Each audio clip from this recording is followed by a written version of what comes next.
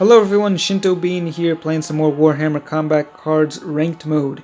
Now recently I've gotten a few requests from people asking that I play a lower point deck with Ghosar, and because it is the beginning of a new season of Ranked, my Tyranids are at a little over 1,300 trophies.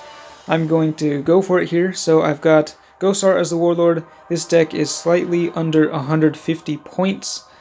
And with Ghosar, my favorite thing to do is honestly just put in a few really big melee units and just bash away at the enemy, destroying them as fast as possible, but that is... I don't know if that's really the best strategy. In fact, going pure melee with Ghosar might not be that great because it can't really compete with some of the more popular builds out there, the ranged and psychic decks, as well as even against other melee decks like Skulltaker and Grimnar. I think you would struggle with Ghosar.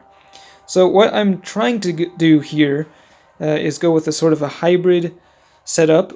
I've got two big ranged units, including the Tyrannocyte and the Hive Crone. These are kind of opposites. The Tyrannocyte has a massive amount of health but lower damage, whereas the Hive Crone has high damage but pretty low health for its cost.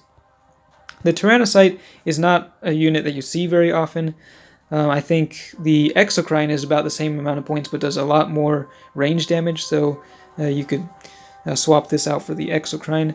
The rest of the deck is just filled with weaker melee units, and I've got two endless units in here, the Hormigaunt and Gene Stealer, that can be used to bide time. But the idea here is to start off with ranged attacks, build up a powerful melee attack that you can use later in the game to deal tremendous damage. But it kind of depends on what you're up against, and here we're playing against the Zephyr Blade, which is a ranged composition, which means that we might not want to go ranged into them. I don't know, maybe for the first turn perhaps, but yeah, going ranged against a ranged deck can create problems. So we'll see what they put out here. Okay, so they've got the Kronos Parasite engine there. And I think we'll just go with the Hive Crone across from that thing. And okay, so they've gotten some Drukhari units here. The Pain engine in the center with Poison, that's actually a pretty good counter to the Tyrannocyte. And we don't quite have enough damage to take them out in one hit, so I think actually we're just going to ready here, choose the Psychic option, and let them attack first. And we'll see what they decide to go for. Okay, they're going for a melee attack. So the Tyrannocyte gets poisoned, the Hive Crone takes some damage, but now the Hive Crone will be able to finish off that Parasite engine pretty easily. Okay, I think we will... You know what, I think we'll actually go for the melee attack just because the Jackal will be able to take down that guy. I don't want him regenerating anymore. So we'll go with an early melee attack there. And then possibly switch to ranged depending on what they go for. If you have two ranged units out and then a third melee unit, you can just buff your melee bar while you are choosing the ranged attack on your turn. So that can help you build up a really powerful attack for later. Okay, so they've got the Razor Wing on the field. That's another pretty powerful ranged unit, but we can deal a huge amount of damage with this ranged attack and take down the Pain engine as well as the Razor Jet, or the Razor Wing fighter. So that thing goes down.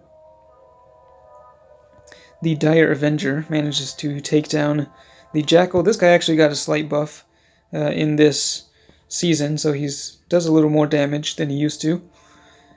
We'll just put down a Hormigaunt over there to stall against that guy, and they have to deploy their Warlord now. And they got this guy, the Phoenix Lord of the Dark Reapers. He does quite a bit of damage.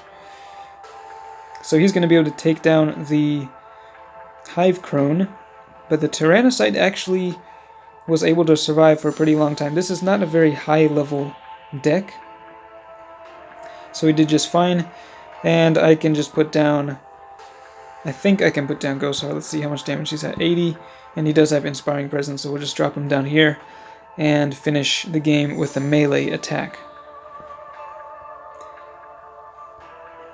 So we had to kind of swap between going ranged and melee here.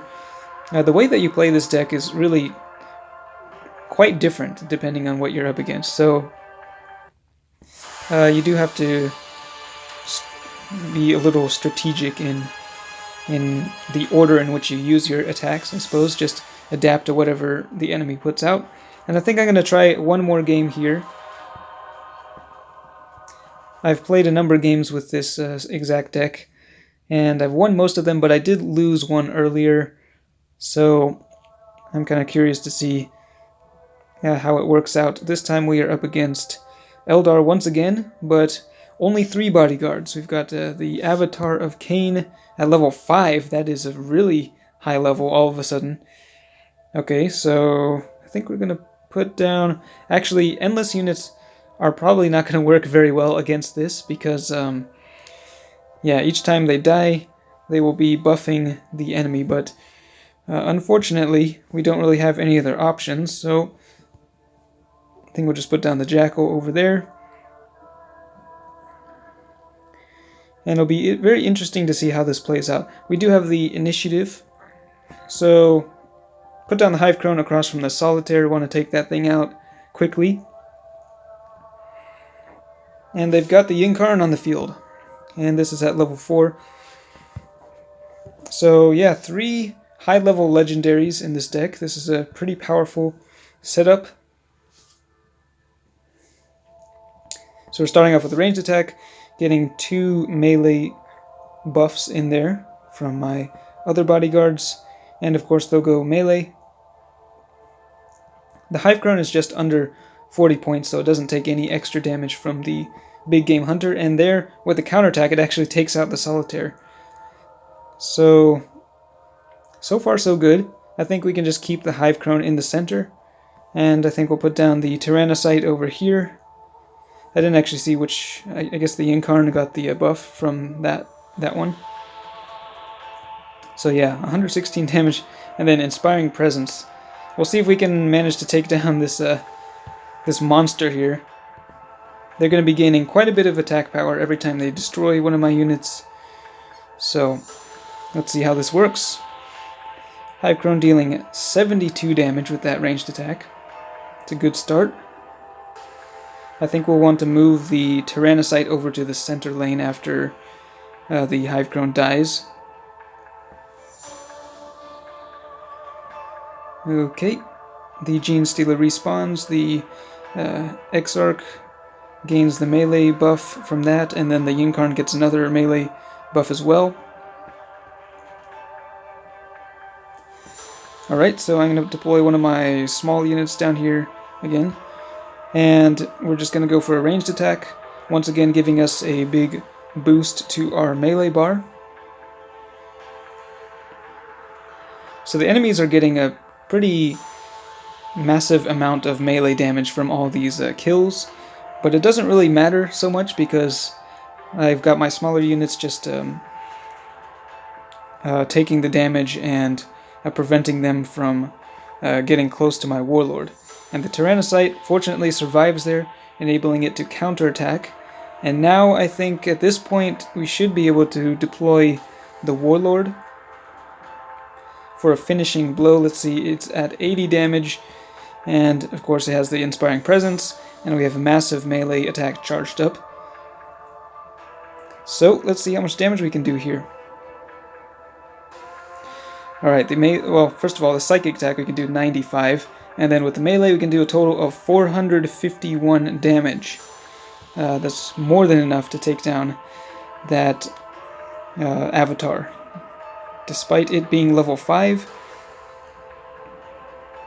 Ghosar was able to be victorious. And again, this was a less than 150 point deck, so that worked very well against the Avatar. So those are some examples of how you can use this deck. I do think it would still struggle against a number of different decks, particularly Captain Badruck.